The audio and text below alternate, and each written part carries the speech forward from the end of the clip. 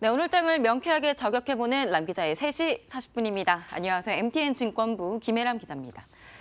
희망찬 소식을 전하고 싶지만 오늘도 주의를 좀 각별히 기울이시라는 내용 들고 나왔습니다.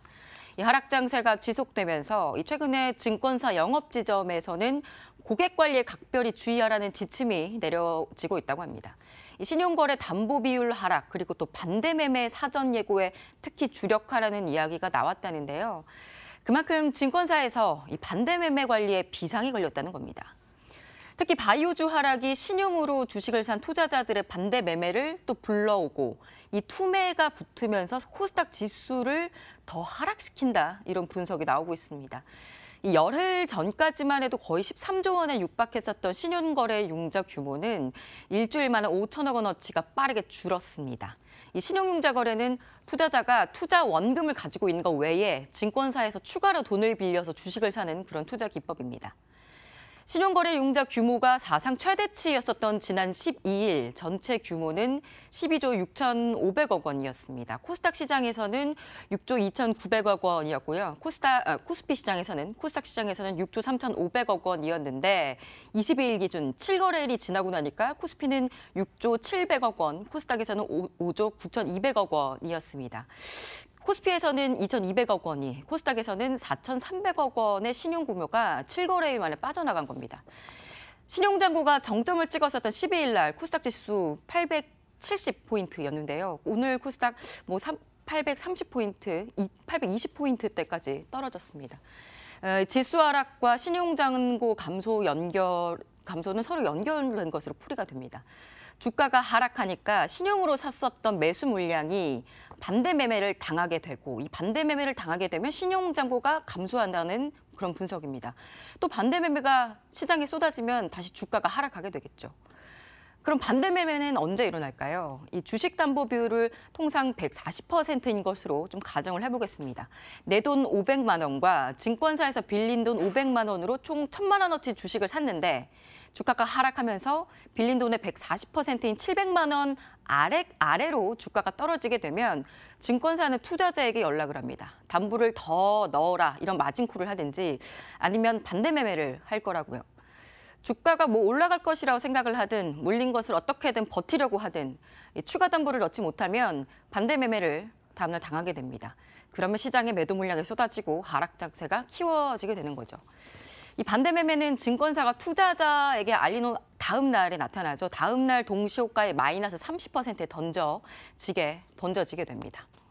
아무래도 이렇게 되다 보니까요. 18일과 또 19일 날에 지금 혹시 나오는지 모르겠는데 18일과 19일에 코스닥 제약업종에서는 3에서 4%의 주가가 하락을 했었습니다. 바이오 기업 주가가 하락을 하게 되니까 19일과 20일 바로 다음 날에는 코스닥 신용 거래가 2,200억 원이 급감을 했었습니다.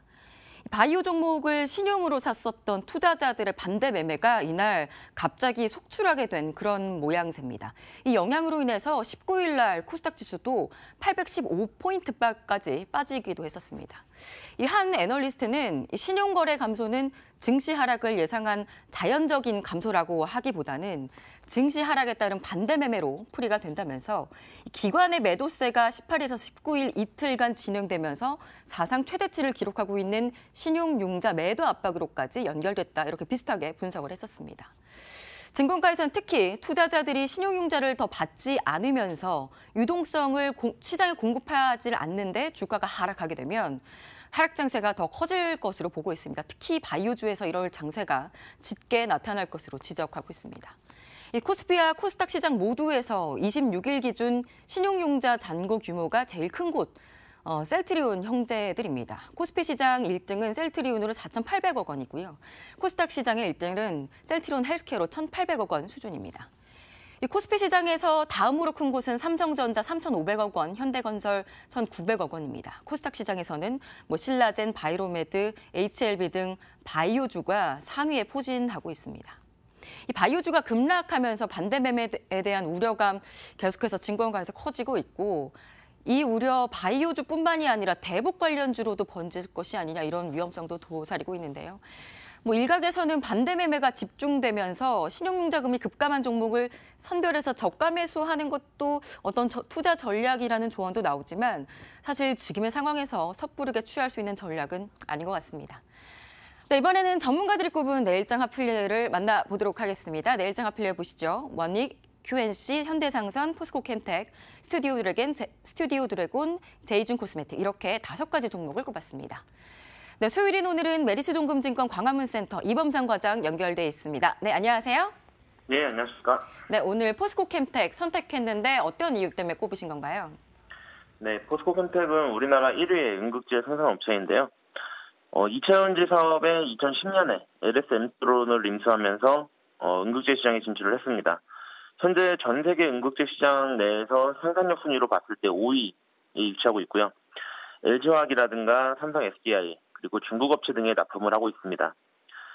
작년에 응급제 매출액이 전년 대비 65% 성장하면서 3,800억 이상을 기록했는데 생산량이 현재 24,000톤에서 2020년 말까지 54,000톤까지 2배 이상 증설할 계획입니다. 게다가 자회사 PMC텍의 실적 성장도 두드러지고요. 최근에 시장 변동성에 비해서도 굉장히 견조한 모습 보여주고 있는데 작년에 1,000억 원 이상의 영업이익을 기록한 동사는 올해 약 1,200억 정도의 영업이익을 기록할 것으로 전망이 되고 있습니다.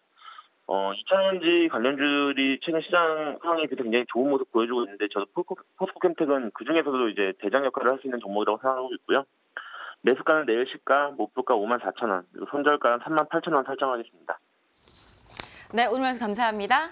네, 감사합니다. 네, 이번에는 개장 전에 알았으면 좋았을걸 시간입니다. 28일부터 29일까지 EU 정상회담이 열리는데요.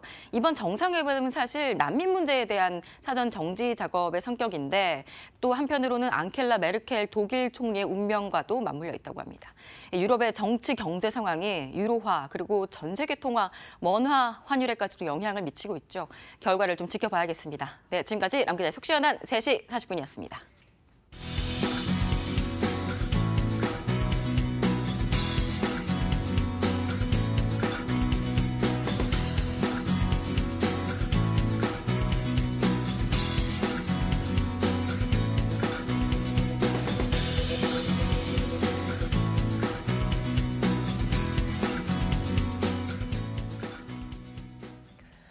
네, 1시간 동안 함께 하셨습니다. 매일매일 오후 이 3시에는 저희 마감 전략 A+와 함께 마감 전략 현명하게 세워보시기 바랍니다. 내일 뵙겠습니다. 고맙습니다.